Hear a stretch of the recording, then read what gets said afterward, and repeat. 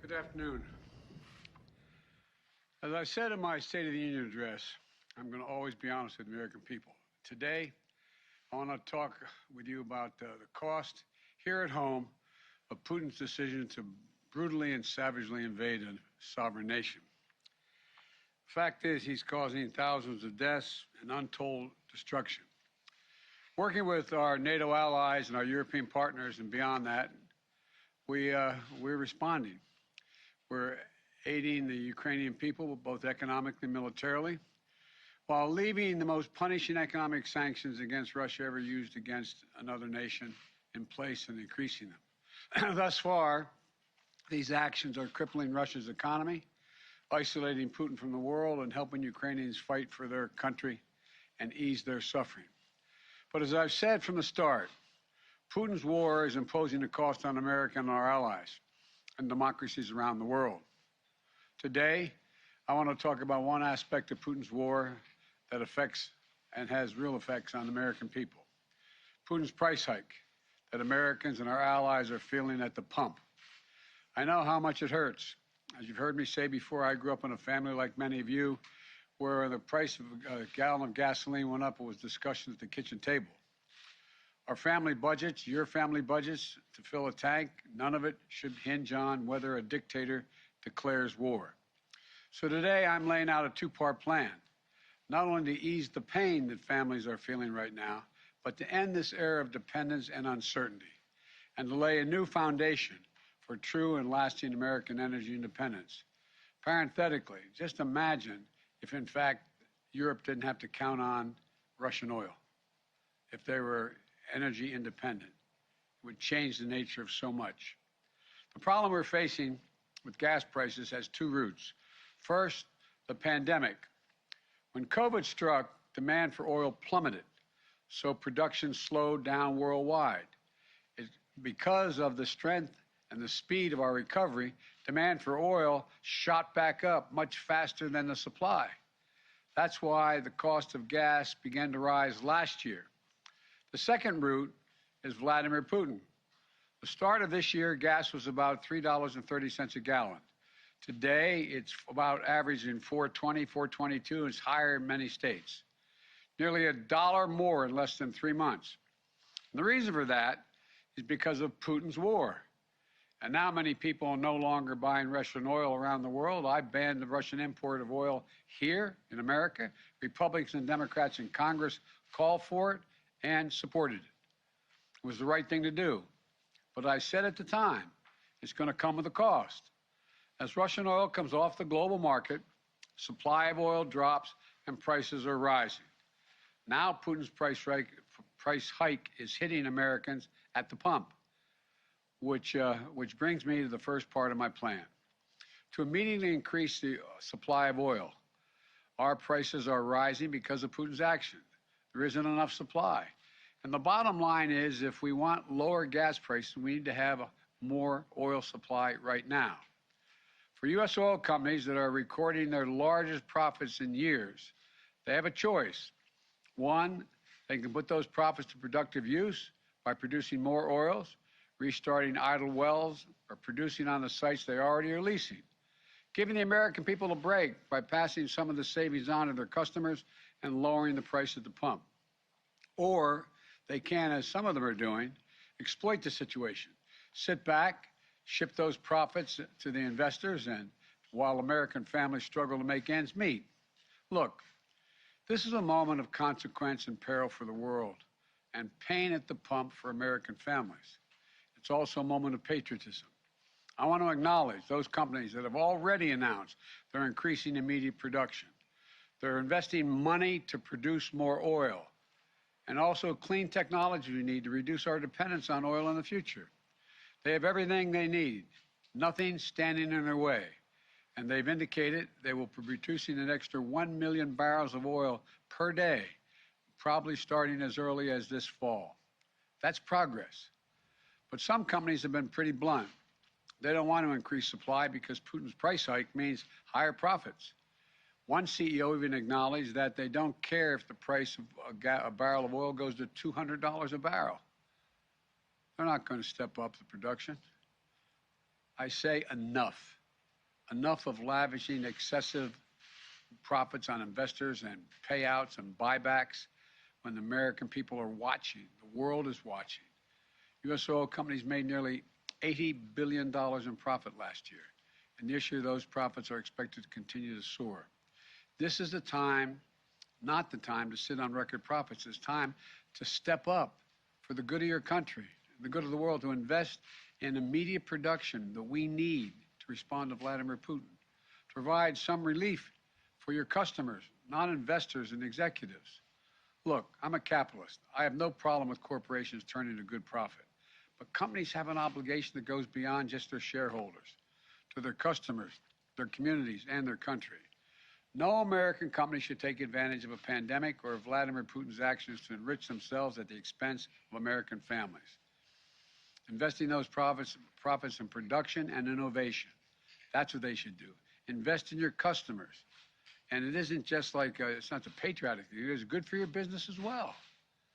Right now, oil and gas industry is sitting on nearly 9,000 unused but approved permits for production on federal lands, or more than 1 million unused acres they have a right to pump on.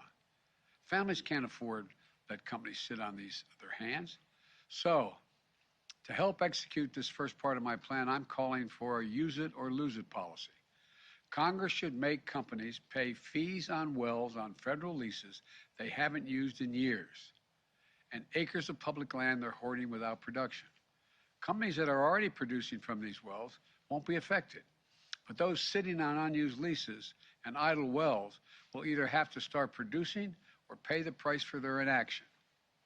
Look, the action I'm calling for will make a real difference over time. But the truth is, it takes months, not days, for companies to increase production. That's why the next part of my plan is so important. Today, I'm authorizing the release of 1 million barrels per day for the next 6 months, over 180 million barrels from the Strategic Petroleum Reserve. This is a wartime bridge to increase oil supply until production ramps up later this year. And it is by far the largest release of our national reserve in our history. It will provide a historic amount of supply for a historic amount of time, a 6-month bridge to the fall. And we'll use the revenue from selling the oil now to restock the Strategic Petroleum Reserve when prices are lower. So, we'll be ready. We'll be ready for future emergencies. Folks, I've coordinated this release with allies and partners around the world. Already, we have commitments from other countries to release tens of millions of additional barrels into the market. Together, our combined efforts will supply well over 1 million barrels a day. Nations coming together to deny Putin the ability to weaponize his energy resources against American families and families and democracies around the world. Now, for the first part of my plan is about meeting an immediate crisis. The second part is about declaring real American energy independence in the long term so that we never have to deal with this problem again. Ultimately, we and the whole world need to reduce our dependence on fossil fuels altogether. We need to choose long-term security over energy and climate vulnerability. We need to double down on our commitment to clean energy and tackling the climate crisis with our partners and allies around the world. And we can do that by passing my plan that's literally before the Senate right now. The United States Congress right now has been there for well over a month to speed the transition to a clean energy future that's made in America with American products and American values. We need to embrace all the tools and technologies that can help us free us from our dependence on fossil fuels, move us toward a more homegrown clean energy. Technologies made by American companies and American workers, so we can bolster domestic supply chains here at home and export those technologies around the world to reduce greenhouse gases. That's why today I'm issuing a directive to strengthen our clean energy economy.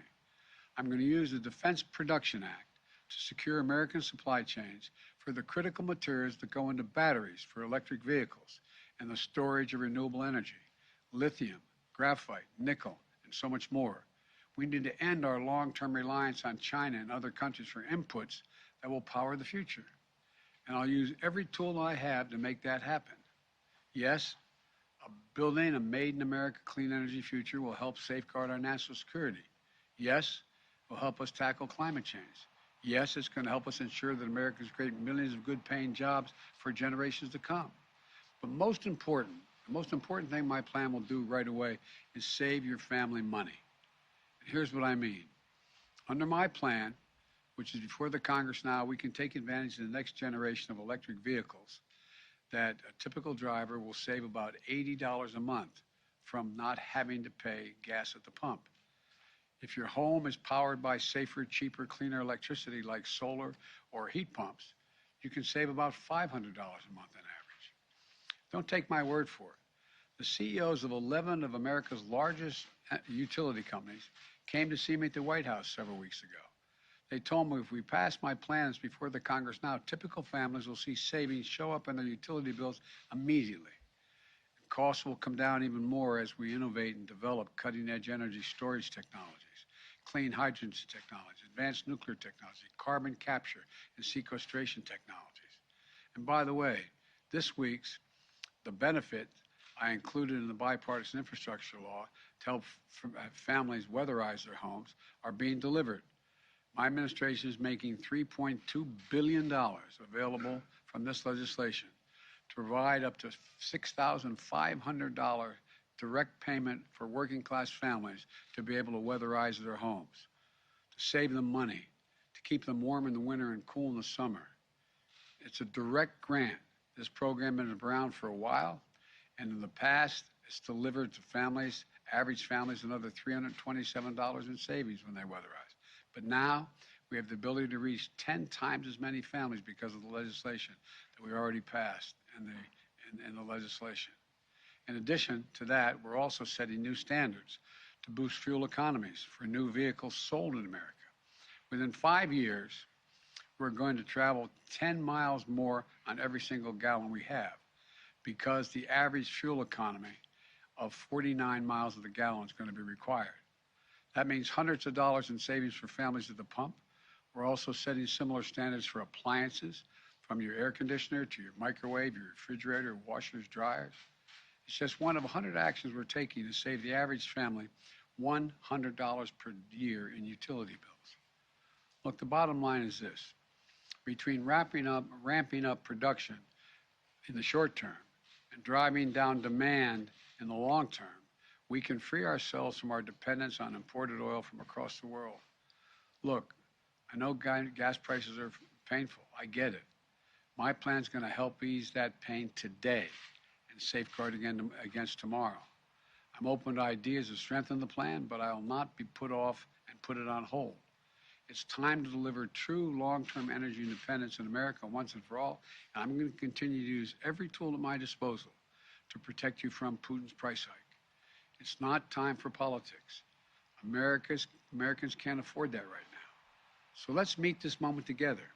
Remember, we're the only nation that has turned every crisis we ever faced into an opportunity. We have a crisis, the price at the pump. So let's show some true strength in this nation, show our unity, our resolve, our innovative spirit in America, and come out of this long-term much better off. If we stand up to the bullies of the world, the autocrats and dictators, we stand up for those who are ready to unite with us, United States of America. So may God bless you and may God protect our troops. Thank you.